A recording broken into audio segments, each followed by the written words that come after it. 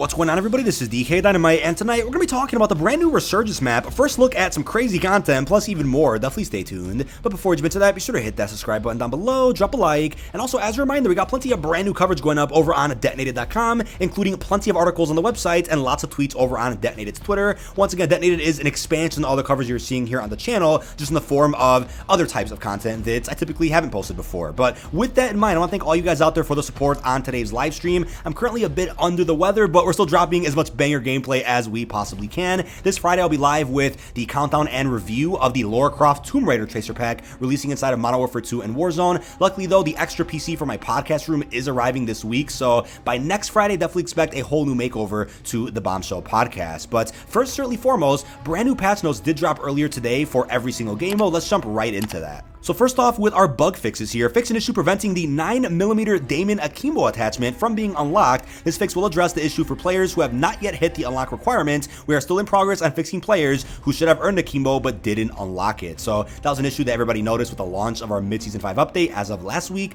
Fix an issue where the amount of operators shown is inconsistent between users and platforms. Also fix the problem that required the player to right-click the play again button for it to function correctly on PC. I definitely saw that one. Fix an issue where the operator Graveskin, Shadow 01 and Shadow 01 Black Cell appear identical. Then an issue allowing the 9mm Damon to be unlocked with all headshots rather than just headshots from pistols. So that was also a funny exploit, allowing you to unlock the pistol really easily. But then when it comes to some weapon balancing here for Warzone specifically, so this also includes DMZ, we have the battle rifle, the Cronen Squall, which got a pretty drastic nerf here, as you can see, for close damage, neck damage, and upper torso multipliers. For LMGs, we have the RPK, which got a close damage nerf, but then a buff to the close damage range, as well as the head damage multiplier, but then a nerf to the neck damage, the torso damage, and the limb damage multipliers as well. Now going into gameplay, they decreased precision airstrike damage to MRAPs, preventing them from being destroyed in one shot in Armored Royale. That was certainly frustrating, as I talked about in a previous video with Armored Royale. The mode itself is fun, but with killstreak spam, it gets a little intense towards the final circles. Then some general bug fixes, as you can see for all modes here. Fixed various issues causing information to be incorrect or missing while using Codcaster, an issue that can cause packet burst and decrease game performance on Vandal. Also an issue where multiple objects could float in the air at Zaya Observatory, an issue that can cause missing collision on building at Zaya Observatory, leading to an exploit. Then for BR specifically, fix an issue where a vehicle under attack warning appears when the squad's MRAP takes fall damage in Armored Royale, an issue that can prevent respawn UI from appearing correctly in Armored Royale as well, an issue where a teammate leaving an Armored Royale quads would not lower the Resurgence respawn timer for the rest of the team. That's certainly frustrating. Fix an issue where armor plates would not reset from the pregame lobby once the match had started in Armored Royale. Lots of bugs for that game mode, as you can see. Then fix an issue where the player could be kicked back to the main menu after trying to enter the calling card or emblem sections in the Customize tab. Fix an issue that can cause Safecracker contract saves to spawn inside of objects at Zaya Observatory in BR. Also an issue that could allow players to enter the Seraph Bay Black Site without a key in Battle Royale. Then an issue where the MRAP's use turret prompt has extended range, interfering with or preventing interactions with buy stations and repairing of the rear tires in Armored Royale. Fix an issue where the Rotation Battle Royale Quads playlist shows a placeholder game mode. Then an issue where operators could clip into each other after entering and exiting the MRAP turrets in Armored Royale.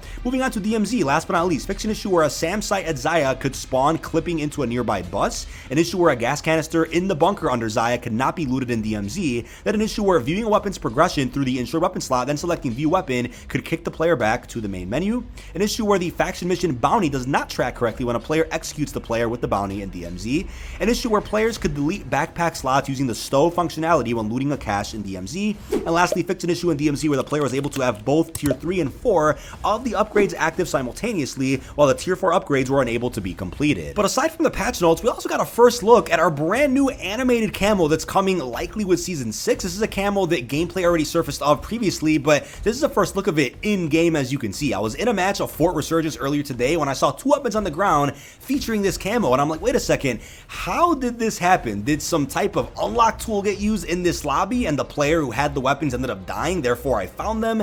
I wonder what exactly happened here and exactly what the camo's for. It currently doesn't have an unlock requirement, nor does it pop up at the main menu at all in any create a class option. I'm aware the polished Task Force 141 camo does still pop up in the menu without an unlock requirement, so that's still there. And then we have this new camo, so maybe that'll be tied to some type of seasonal challenge event that drops at the beginning of Season 6. You could argue that it's kind of a spooky themed camo. I mean, it kind of is when it comes to the green and pink theme that it has going on.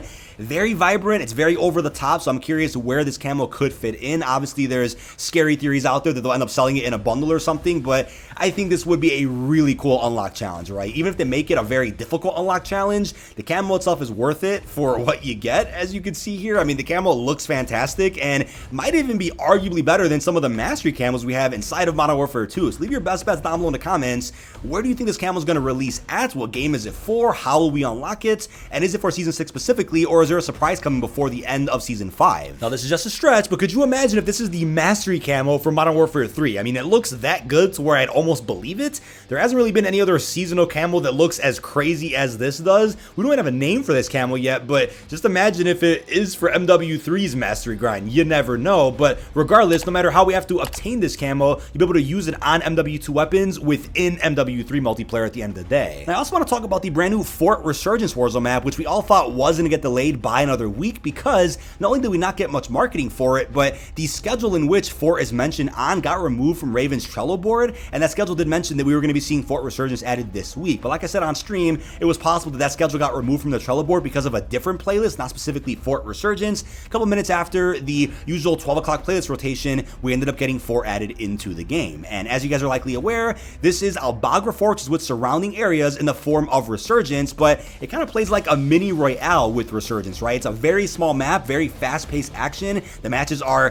fairly short, and as you can see in the pregame lobby as well, you get put in the entirety of Mazrah, which is a bit odd, but then when the match does start, it will put you in just the closed-off section of Fort on its own. Managed to get 2 wins on stream, which was a ton of fun, and honestly, the map has a lot of potential. I think that if you guys out there queue in solo or lose your teammates halfway in, the map can be very frustrating, right? It gets very sweaty, and with the fast-paced action that is on the map, if you don't have the right squad with good communication, good weaponry, and just good map awareness, you're not gonna have a good time. And you guys even saw when I was streaming, right? I was having really weird RNG with the players I was queuing in with. There was a lot of randoms just kept backing out halfway through the match, and boom, that was it. I'm going up against 4 other people that are all holding hands. It was impossible, but we got some good lobbies in, got some good kills that I was happy with, and again, secured 2 wins by the end of it all. But there was a lot of water-based action here. I mean, if you're not running a pistol, you're gonna run into some trouble, unless you guys are on a cliff or a building somewhere and you can oversee the water with a sniper. You can get some good kills that way. But there's a lot of potential for a lot of high kill games, at least in my opinion, with the right group of people. But I've already seen quite a bit of controversy and negative responses to this map over on Twitter and other social media sites, so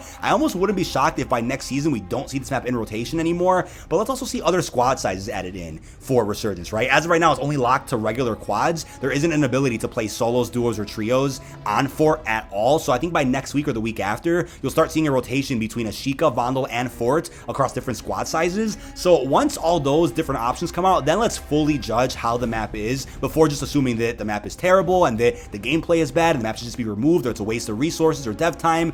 Not much time likely went into this, and again, it's just a cut out of Mazrah put into a mini Royale Resurgence type of experience. It's not a new environment by any means, but still a new experience for Season 5 Reloaded. I also saw comments talking about potentially adding in Resurgence into other points of interest on Mazrah, and sure, that's possible, but I would say instead of doing that, let's just ensure that we just have a really smooth end to Modern Warfare 2 cycle, right, with good quality of life changes, maybe some LTMs added in here and there, and then save all that extra dev time if whatever it is takes a while to make, right, for mini Royale or Resurgence, and save that for the MW3 integration. Make sure that that integration is as smooth as possible on whatever the new map is, and then whenever that's said and done, start working on some other Resurgence maps or small-scale experiences for MW3's life cycle. I think as of right now, we're probably seeing the last Warzone map for MW2's cycle, and then we have to wait till, what, December for Season 1 before we see another big map that could potentially replace Mazrah. And that's the question, right? Whenever we end up seeing Urzikstan or whatever the map is, will that replace Mazrah? If so, how does it affect DMZ Mazrah, and how does that affect Fort Resurgence? Does that also get rid of Fort since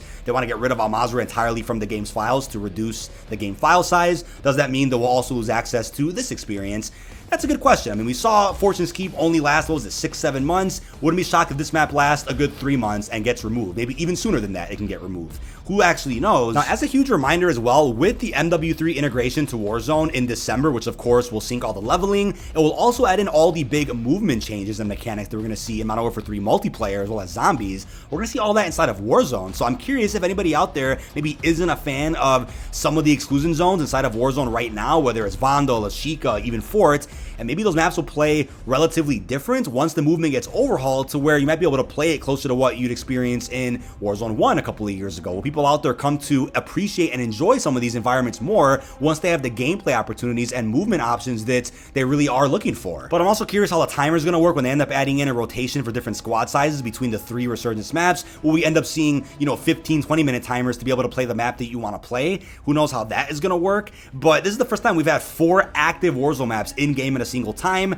2 BR maps in game at a single time, let alone 3 Resurgence maps in game at a single time. So it's wild to see how much content Warzone 2 is getting, and I'm going to end with this point, right? Is it a goal to have 1 map out every season and a half or so, maybe even sooner, whether it's for BR or Resurgence, or maybe if DMZ gets support, you get that. When Zombies ends up getting updates next year, will we have like a new big zombie space every other season? I wonder if that's the goal, because I'm surprised with how much content we've gotten in Warzone over the last couple of months, over the last, 5-ish seasons. Surprised with how many maps we're able to play on with different squad sizes, different game modes. We've gotten a lot, so I'm curious if that's the new standard they have set going forward for Warzone, where we're going to get new maps quite often. So if a map comes out and you're like, I'm not really digging with it, or I'm not really vibing with some of the squad size options or the LTMs, you have another map to play in like a season and a half or so, maybe even sooner, so that everybody wins at the end of the day. But that is about it. This has been dkdynamite. Leave your thoughts down below in the comment section. What are your thoughts on our new patch notes we got for our mid-season 5 update? Thoughts on the Fort Resurgence map that we got also added into the game after a week-long delay? And also how you're feeling about the new camo that's coming probably in season 6, which is animated and might even be spooky themed. Really hope you've enjoyed, and peace out, everybody.